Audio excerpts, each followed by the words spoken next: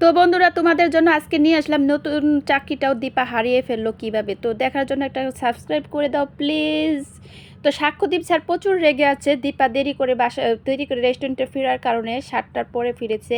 তো একটা নিয়ম আছে, তো এতে ওনাকে বের হয়ে যেতে বললো। তো বিক্রম বলল দিদিভাইকে এবারের মতন ছেড়ে দেন। তখনই সাক্ষ্যদীপ স্যার বলল, কেন একজন আরেকজনের কিছু হলে দৌড়ে আসছেন, এটা কি আপনার একটা টিম বানিয়েছেন? তখন নন্দা আরও স্টাফ আসলো, বললো না, ওনাকে চাকরি থেকে তাড়িয়ে দেবেন না, এত রাত্রে উনি কোথায় যাবে। এদিকে অলিকে দেখতে ডাক্তার আসলো। ডাক্তার বলল যে ওই হঠাৎ করে একটা কিছু দেখার কারণে অ্যাটাক হয়েছে, ওকে আপনি সাবধানে রাখবেন। তখন সূর্য ভাবলো সাবধানেই তো রাখলাম, আগড়িয়ে রাখলাম, ওর জন্যই সব কিছু ছেড়ে চলে আসলাম। তো এদিক দিয়ে তো দীপা বের হয়ে গেল, আর ভাবছে এত রাতে কোথায় যাবে। তো দীপার মা ফোন করলো, ভাবলো ফোনটা কি ধরবো। ফোনটা ধরলো, ধরার পরে মা বললো তুই তো আমাকে ফোন দিস না, একটা ভালো কিছু জানাবি না, কি কিভাবে চলছিস। তো এসব কথা বললো। তো মাকে কি বলবে, কিছু একটা বলে মাকে সান্ত্বনা দিল। তো এদিক দিয়ে দীপার মা তারপরে ফোনটা রেখে দিল। দীপা বলল এত রাতে আমি কোথায় যাব, কোথায় বসবো। তো সূর্য চারুকে বলল তোমার সাথে কথা আছে। তো দীপ সোনা শুয়ে রয়েছে, সোনাকে এসি ছেড়ে দিয়ে তখনই চারুকে ডাক দিয়ে চারুর সাথে কথা বলল, তুমি এত বছর ধরে শুনতে চেয়েছো যে আমরা কিসের জন্য এই শহরে রয়েছি, আমাদের কি সোনার আসল রহস্যটা কি, এরকম করে কেন, এসব কথা আজকে তোমাকে সব কথাই বলবো।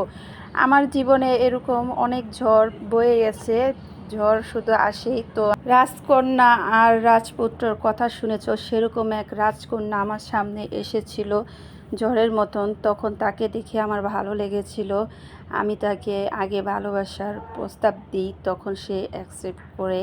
তখনই আমাদের বিয়ে হয়, সংসারে আবার অশান্তি শুরু হয়, ভুলটা আমারই ছিল। এক ঝড় এসে সব কিছু তছনছ করে দিয়ে যায়, কিন্তু তারপরও আমরা সবাই মিলে এক হলাম।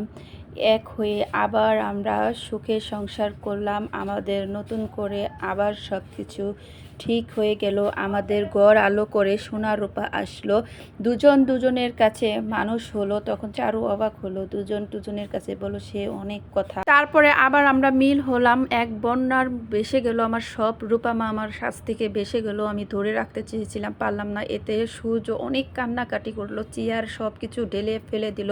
তো সূর্যর কান্না দেখে চারু কান্না করলো। তো বন্ধুরা, আজকে আমার এই ভিডিওটা যদি ভালো লাগে প্লিজ দয়া করে একটা সাবস্ক্রাইব করে দিবেন প্লিজ। তো দীপা ভাবলো এত রাত্রে কোথায় যাব, তখন বসার একটা জায়গা পেল, সেখানেই বসে রাতটা কাটিয়ে দিল।